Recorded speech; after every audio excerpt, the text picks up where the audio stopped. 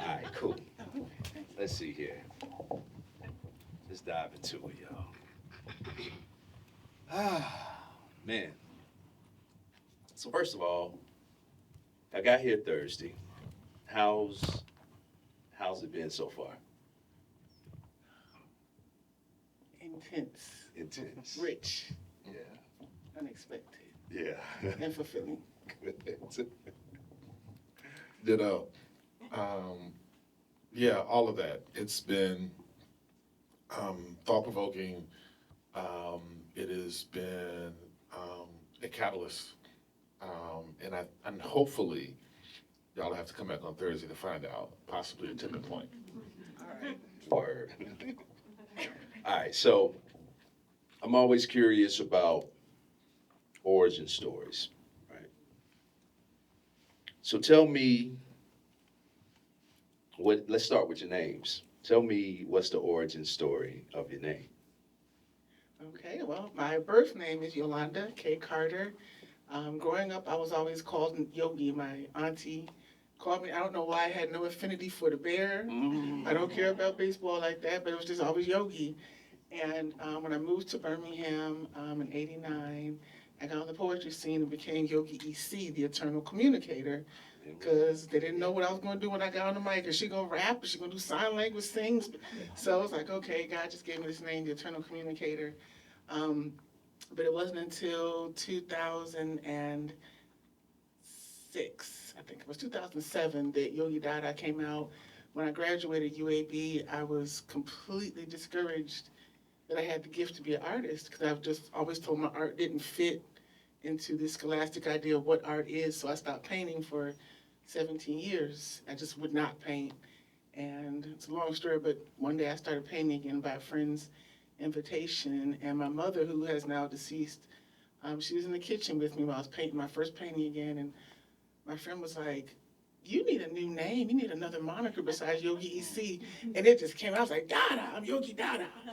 And so Dada was the only thing, Dadaism was the only thing that really stuck with me out of college. I mean, I came out feeling so discouraged and so disjointed and with no identity as who I am as an artist, but Dadaism was this thought Yeah. that came out post World War II that art is whatever you believe it is. Imagine that.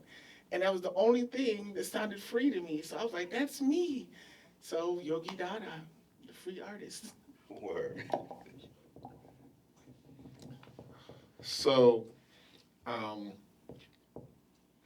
I came into this world with a, a distinct understanding of naming. Um, my mom is the oldest of five children, so I was the first grandchild on that side of the family. Her and my father were teenage sweethearts. She had me when she was 16. She named me Christopher. My nanny, which is what her mother had all the grandchildren call her, said, I don't care what you name them, we call them Dion. So my name is Christopher Dion. Okay. And the family calls me by my middle name. My mother in rebellion made me go by Christopher everywhere else. So if it was work or school, I used Christopher because she got overruled at home. So name was relational for me. So when I first stepped into an open mic, after I signed up to read a poem for the first time, I said, Christopher Dion doesn't seem to fit this place. And so names are relational. So that was the thing. And of course, being the oldest grandchild on one side and one of the oldest on the other, there were two matriarchs who, ruled. And there was a subtle tug of war between the two of them. And one of the things about that, my last name is the last name of the plantation that many freed enslaved folks took on. On the other side of my family, my dad's mother, who was my grandma, always talked as part of that battle about how I looked more like that side of the family. And she started to talk about her roots coming from the country and my great grandmother and some of her features, this long hair she had up until her 90s and this. And one day she started to talk about her grandfather who, in true Southern black woman fashion, he was full on red. Right? And of course, I immediately knew what that meant. When you say someone is red, she didn't mean red bone, she meant he was indigenous. And I was like, huh? And she was like, yeah, he was red all over. And I was like, but I heard these stories and that stuck with me. So in terms of, it was a journey, and in terms of naming myself, I started culturally. I was in a real bohemian scene. I love this film because that resonated with me. And I went through all of these kind of cultural and back through my history and trying to find something that fit. And I was like, And Dasan means ruler. Ahanu is someone who laughs, and their indigenous names, their indigenous interpretation, translations. I ended up looking up native baby names. I chose Dasan first. I named myself ruler as a way of convincing myself I was going to be okay on stage. I had never shared any of my poetry publicly because I had admit stage fright by myself. I had participated in things with friends, but not myself. I am someone who's known to be a very sarcastic individual, and I think I'm hilarious, whether anybody else thinks so or not. So it was the adding on of the last name.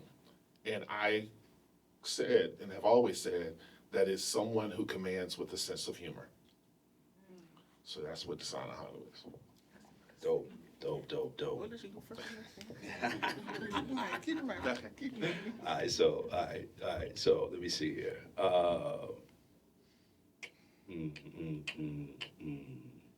So, Dasan, tell me about your work as a cultural organizer. How'd you become an organizer? There were elders in the community who were looking to activate young folks, like young adults, not teens, but like young adults who could help then in turn bring out our peer groups and then other young folks. And they had the foresight to train us. It wasn't transactional. It wasn't like, hey, will you participate with us so we can look cool so other young folks will come. They were like, no, are y'all willing to be trained and to be, mentored? And it was the late 1990s into the 2000s, and it was in the midst of this national anti-war movement. We were post Gulf War, and so into this. And at the same time, being introduced to intersectionality in a real way. And so that experience is sort of how I came to cultural organizing, because we were trained as community organizers in the midst of movement building by elder freedom fighters and a coalition of folks organizing across the South. And so as we were cutting our chops and kind of getting exposed, there was also this younger conversation around intersectionality, around all these other kinds of ways of thinking about really pushing for being able to hold space for trans folks and for folks of different identities and orientations, and also thinking about masculinity and toxic, before we got to toxic masculinity, but thinking about gendered ideations and what things that were coming with that. And so it's one thing to get all that as an artist, because your art is where you process. Right? So I'm getting this and I'm getting trained and I'm on the front lines. And we were organizing in North Carolina, 2001. We went to DC, then we organized one of the largest anti-war demonstrations in the country in Fayetteville at Fort Bragg. And as a part of that, we're organizing culture. We're using hip hop. We're throwing concerts as a way to be able to let Black and brown folks know, hey, this thing that's happening is also for y'all. And we caught flack for that as well. Some people praise it, some people, and these is within the movement. So what I learned, what I came out of that with was I saw the power of art. I saw what was possible. I had my ancestors and everybody I looked up to on both sides in the movement and in the art. And how it came was I asked my elders, my OGs, I was like, I'm looking for models of how this all works together. I don't want to be compartmentalized. I don't want to show up as an organizer over here and then go over here and be an artist. I don't want to show up as an educator here and then go and I had no answers. And I was essentially told that was something I was going to build for myself. And so that's how I became a cultural organizer, because it was necessary for me and for my community and for all of these other artists, because I did not want all of the artists that I was working with to be an accent. This should be an integrated part of what we're doing. That's right. And somebody had to advocate for that. Yeah. But then, of course, how do we hold space? So it was a thing that I was told I had to build. I was given tools, but I was not given a blueprint. And so that's how I became a cultural organizer, because I had to build something in a space that it did not exist or was going to leave. And I chose to stay and build. Good. So following the theme of origin, so Yogi, I noticed that you use number 5. Tell me about that 5. People ask me about the 5 all the time. Today it's my logo, if you will. I don't have any tattoos, but I suppose if I had one, it'd probably be the number 5. So, like I said earlier, I stopped painting for years, feeling I didn't have the gift of art. And during that time is when I just explored my poetry and everything. But a year after my mother passed in 2008, by 2009, I started doing hand-painted earrings, Dadas. And in doing the earrings, I just started painting the number 5. It was like something out of a sci-fi movie. I just loved the number 5. I was like, it's so amazing. It just had so much strength, and it had that big pregnant belly, and it was wonderful I love to come in on the downstroke when you're painting that downstroke in. I love circles, anything. It's just beautiful, and then I can make it fat here and different fonts. I love the number 5. Didn't know why. I always figured if you had a table and it had 5 legs, like it's really sturdy, right? And one day, one of my friends at my home studio, she was like, sis, do you know that the number 5 is in the Bible? I said, they're all in the Bible. She said, but the number 5 is the number of grace. And so I looked it up, and sure enough, it was. And I was saying my prayers one night, and I was just talking to God on the edge of my bed. Room was completely dark, and I was like, God, so, like, what's the difference with mercy and grace? Because I always hear people when I was little, the grandparents say the prayer, and we think mercy and grace. And I was like, but there's an and, so they got to be different. What's the difference? And I didn't hear anything. And then I was like, okay, I'm going to go to bed. And I laid my head down like a split second before my head hit the pillow. I heard God say obedience. That's the only thing that splits mercy and grace. Mercy is what you don't get when you didn't obey. That's right. And grace is the power, divine strength you get when you've chosen to obey. And so in recapturing my artwork, my mother's prayer, she was the first person to put a brush in my hand at 4. Even before then, but she bought my first easel, and she didn't come out of an artistic background. She grew up in very rural, very poor Mississippi, Palmer's Crossing. So she had me at 19, so I'm also the product of, teenage love. And she just didn't have any artistic exposure. They didn't go to museums as kids, but somehow she saw something in her little girl, and her and my father moved to New York about 2 weeks after I was born, and she said, I didn't know what to do with you, but I knew what I was not going to do with you. And so she wanted to make sure I had a voice and I was able to create and not in the confines of this scholastic idea. The tree must be brown at the bottom and green at the top. My tree could be purple with blue polka dots. But through all of that, when she saw me, she always believed I was an artist. And when she saw me stop painting, it just broke her heart. I became an optician for 17 years. Don't ask me how I made the leap. It's a long story. But I was doing my poetry back then, and that's how I met my sister Butterfly. And but when I recaptured the passion to paint and really believed I had the gift, and I started going through logos and this idea of branding, and I was like, a young brother told me in business consultation, he said, branding is what you do with animals. Let's think about, he said, you're a voice. And I was like, oh. And so I finally did my own logo, if you will, and I used them. I said, nothing. I paid people a lot of money to make me logos over the years. And I was like, make it yourself. You're an artist. And the number 5 just, I said, at the end of the day, my artwork tends to have a lot of detail, a lot of brilliant color. And I wanted something simple that was like the stamp of my life. I need divine power and strength to do what I'm doing. Yeah. We all do. And so the number 5 is almost always in my artwork. You'll see it a lot of places. My logo, the paintings, the Dadas. It's just my signature. I love the number 5. It's done well by me. Yeah. All right, so you mentioned something. I'm going to elevate like this one. So, poetry, visual artist. You mentioned sign language. So tell me a little bit about the sign language and also the theme of this drum that's in Graphica. Okay. Well, I grew up in upstate New York, like I mentioned before, in Ithaca. Then my family moved to Rochester, New York, which has a very large deaf population because I think it was maybe during the Great Depression or anywhere, somewhere in the early 1900s, there was a measles outbreak. And so those people, their grandchildren, a lot of them came out deaf. And so it was part of our culture. I didn't know it for real when I was little, but I always saw it was not uncommon to see someone using sign language. I was very familiar with TTY. Every kid knew their ABCs.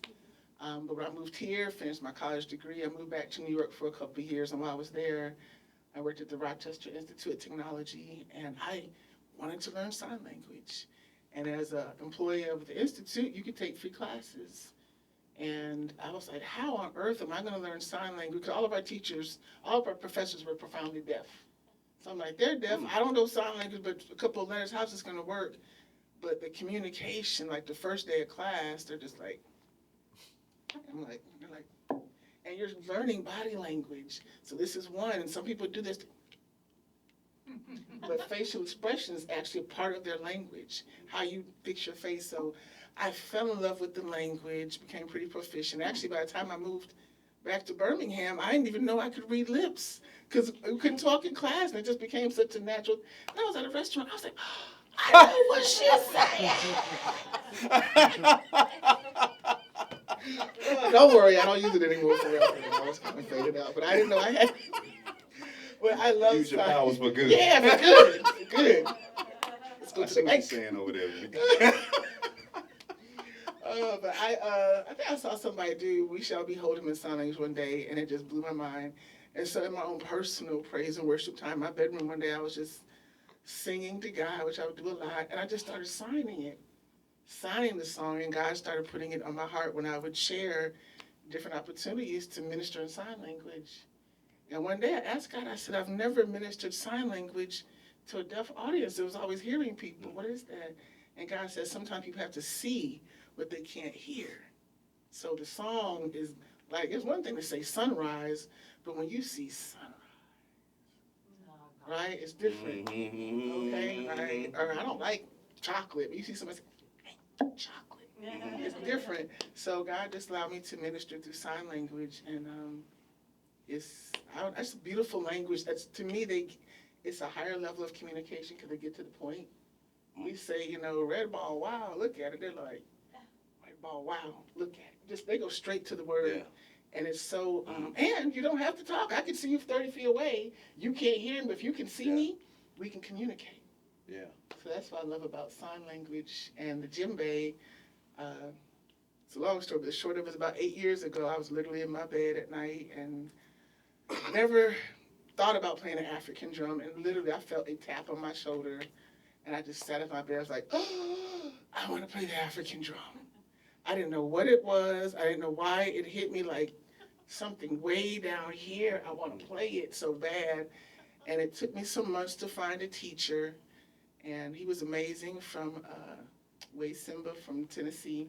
He had over 30 years something experience. And he was really so good. And it took me so long to find this teacher.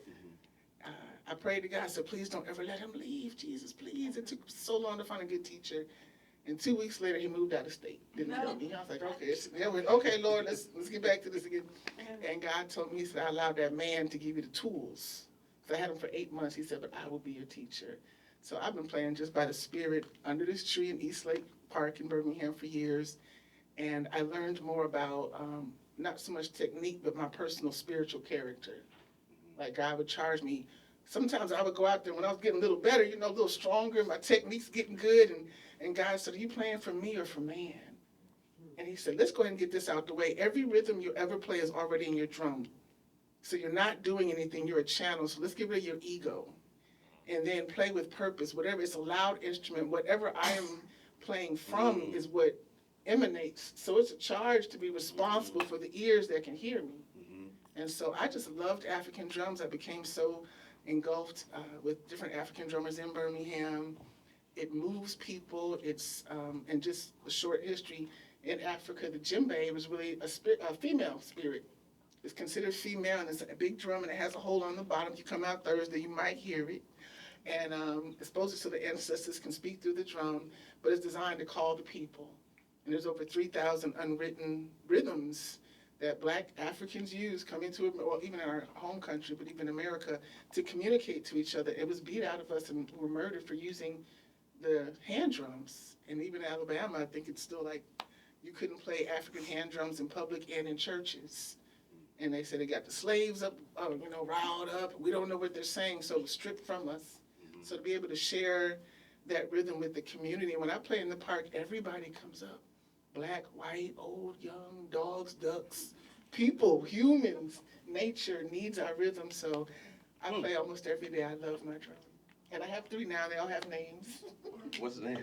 The first one was named, what was my first one's name? Hold on. The surrogate. God told me, he said she will, and God gave me her name. He said, because she's going to carry what you cannot. So sometimes you have pain in your life, you can't get out. The second one was named Worship. I named her after my mother. She's this color blue, and my mother was her favorite color blue. And my third one is named Promise. I always wanted a big, full-size drum, and God made a way so I can get that drum. And I was like, that's Promise. It took time to, so that's me and my drums. That's good. That's good. That's good. All right, so let's see. I think I'm gonna ask one more, then I'm gonna open it up for Q&A. Son, so tell me about the legacy you're building. When you think about the legacy you're building in your work, what comes to mind? I want to have impact. That's sort of been an ongoing conversation between me, my spirit, and God. That I didn't want fame or notoriety. I just wanted to have impact. And so that's guided so much of what I've done. How I have, who I've collaborated with, the ways that I've tried to hold space. I want the remembrance of me and the work that I've done to be the way that people move, love, create, and hold space. Not the memory of me. But that because of the work that I did, there are folks who know how to do that and have taught others. That's the legacy that I want to have, that there is a sense of how to hold space, how to consider folks, how to encourage, how to connect, how to love on folks, and how to walk with this art and move with, with a certain level of integrity that came from there being someone who did that, modeled it, held space, was there for folks, sat with them, built with them, and connected with them. So that's what I'm trying to do. And as a Southern storyteller, then part of that is that work and the folks, they become part of my journey and the stories that I tell so that we can continue to feed folks.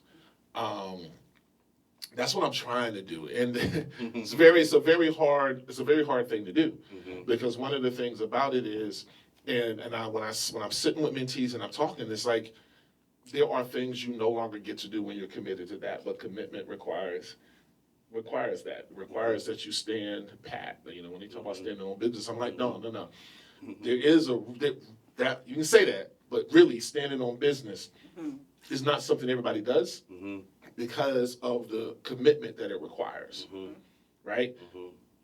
I can't react in certain ways, right? Because I've stood up and I've said in my community, I can't get that phone call because folks who know I know better heard or saw that I was acting like I don't. I'm not getting that phone call. Yeah. So there are certain things I don't do. There's certain things you won't ever see me do. There's certain things I'm not saying, even when I might want to act otherwise. There are folks who I've been telling, this is how you operate. They can't look up. Like some folks say, well, we're human. Both reactions are human. That's right. It's not like the fact that I didn't do it is unhuman. Right. And that I did is human. Right. No, both are human. Right. And these folks know that I told them that this is a viable choice and that isn't. Yeah. Because of what comes with it. And are you willing to be accountable and responsible for the I don't do collateral damage. So if that's the case, I'm also not going back to have a conversation with them because you told us, but then you did. And that's not how that works, right? If I am building if I'm trying to have the impact that I want to be able, so it's a matter of conviction, but that ability to be convicted and be of service while also being able to find and hold and uplift and joy is the legacy that I want. So I want my legacy to be a way, and not a name, right? I want it to be a practice, right? And so hopefully that at the end of the day, that's what ultimately ends up happening. That's good. That's good. Yogi, same question. And listening to you, I'm kind of hearing something my pastor has always said. He said, if the ministry dies with you, then it was your ministry. Right? So if the ministry is real, it's from God, it continues. And that's really what I live for. Not just people saying, oh, I knew Yogi Dada, I knew her earrings. Like, did you know how I live and how I made my choices and what's valuable and what her principles like? And at the end of the day, I put art for humanity because I really am serving humans. Even when I did just poetry or sign language, I always wanted to speak to the spirit of people. Because even if you couldn't see me and you read my words, I wanted to connect to you in a way that went beyond my gender and my race. And can I speak to your spirit? Like if our eyes are closed, can you still hear me? So of course, God is always at the center of what I'm doing. I get off track sometimes. He's always like, oh, come here, boo. You went, not that way. You went 2 degrees too up. Come this way. And because we're still learning, and it's always, you're still being formed until you leave. But at the end of the day, some of the things I've shared with my mentees is, and it's amazing. Sometimes the younger people, they always like, Dada, how can I be down? I have some notoriety. People know my name. And I'm like, I want to do what you're doing. I'm like, what is it you think I'm doing? And what is it you think I have? And why do you want it so bad? It's not that. And I always tell them, I said, my business plan, I do believe in doing the work, having the paperwork done, business plan, and, all the articles of organization, all these different things. I said, but at the end of the day, my business plan is this. It's a triangle. Keep God first, and in tandem, treat people right and do the work. It's not hard, but it's simple, but it's not easy. Yeah. Keep God first. There have been opportunities when a lot of money was on the table. I was like, that don't look right. I had an opportunity to do a show in Hollywood one time, and they sent me a contract, and of course, it's like, I couldn't read it, like Chinese arithmetic, and I didn't have the funds for an attorney. I just said, my prayer said, God, just show me, is this my break? It was like $50,000 on the table. I'm like, is this it, Jesus? And I just, but before I signed it, just help me read and understand. And I got to the second page, and then the letters literally turned gold, and they came off the page, and it said, in perpetuity and in the universe. And I didn't know what was said before or after, but why would you want to bind me in anything in the universe, not the earth? It said universe. And forever? Perpetual is, if I die, I become a cherry tree in Mars, you want some of that? So, God, and I told him, keep it, it's $50,000, not worth my soul. I can't buy that back. Yeah. So just keeping God first and really doing the work. It's not easy. Artists are not always business-minded, detail-oriented, but it still had to be done. And just treating people, literally treating people like you want to be treated. And that's the legacy I want to leave. That's a cold triangle. That's a cold triangle. All right. So we got 10 minutes for Q&A. Keep rolling. Any questions? Yes, ma'am. Forgive my ignorance, but please, I'm fascinated by the phrase whole space. Mm-hmm. Could you explain what you guys mean when you say, I'm fascinated by that phrase? Mm-hmm. So I'm for the camera, I'm saying. So the question was, what is it? What do you mean by holding space? Mm-hmm. So, So I'm gonna answer this question two ways.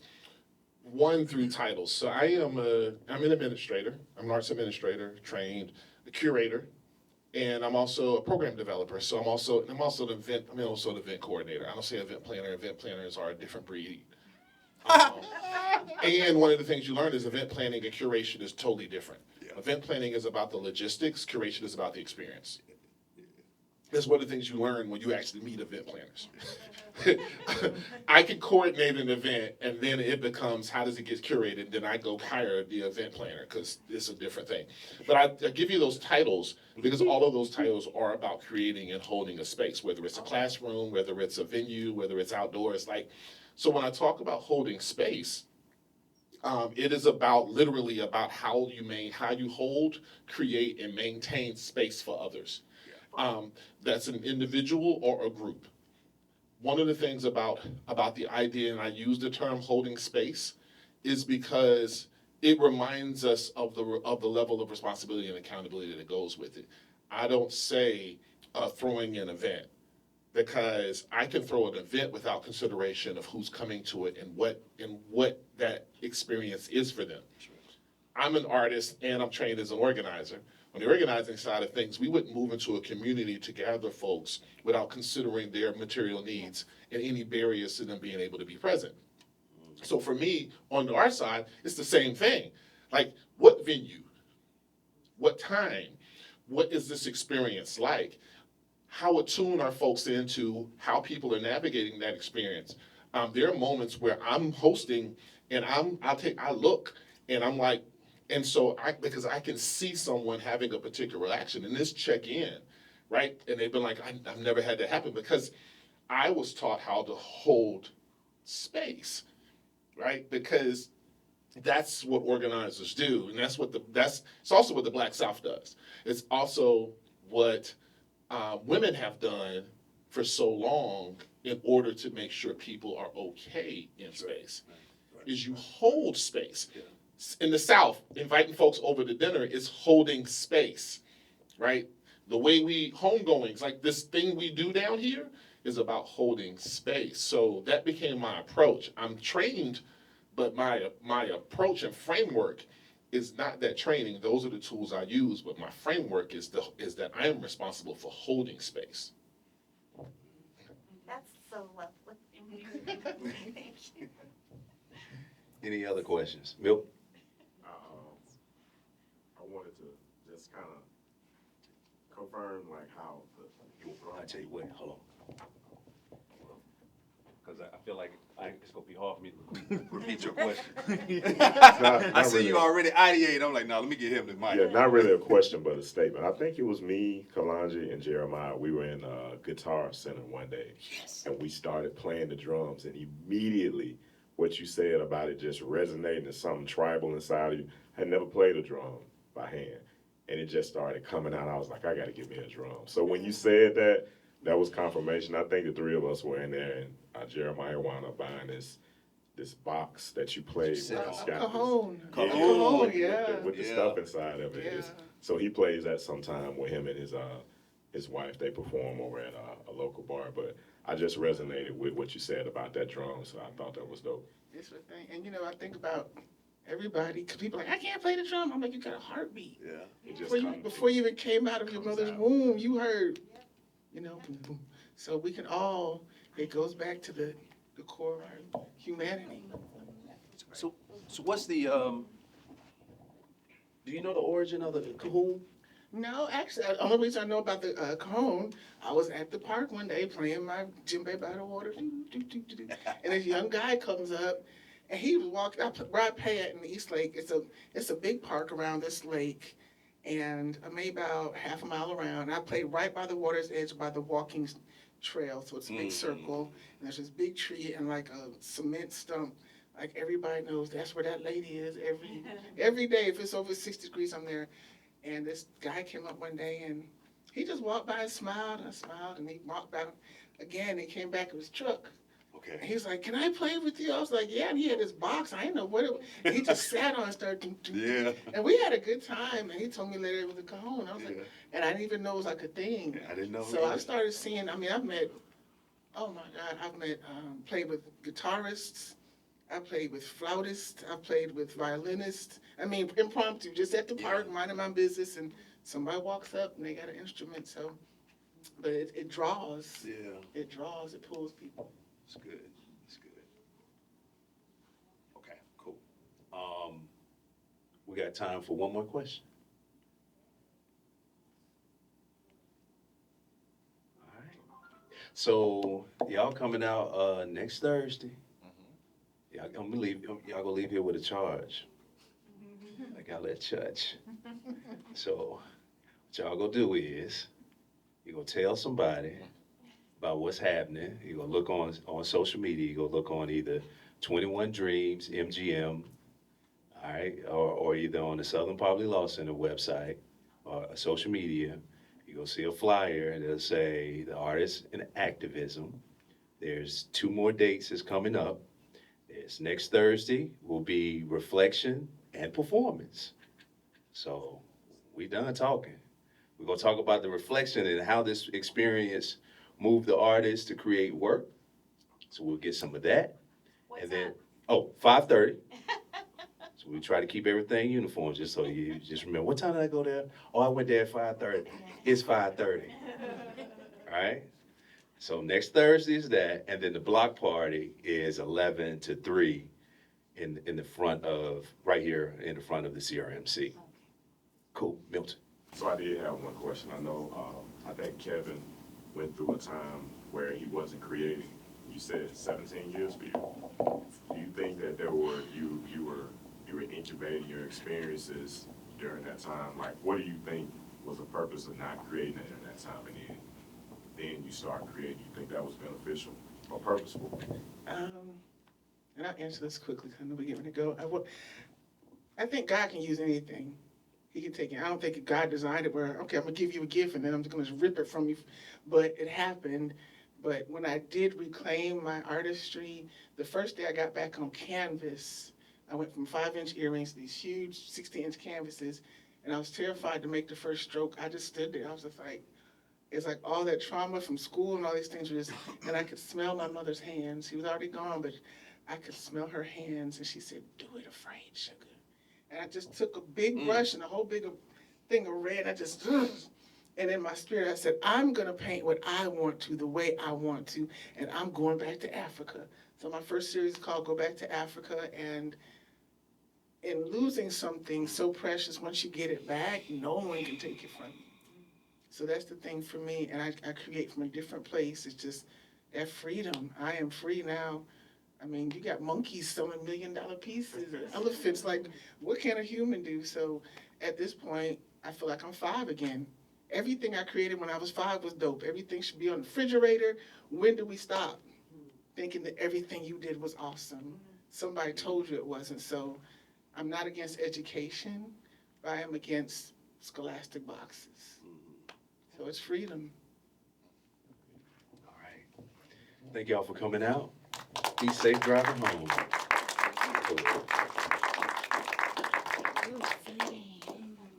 Thank you all again for coming, and make sure we agreed at the beginning that we're coming on Thursday, right? Okay, and we're coming to the block party next Saturday. Okay, thank you. That's gonna be the only way that you can exit. Thank you all for coming in again.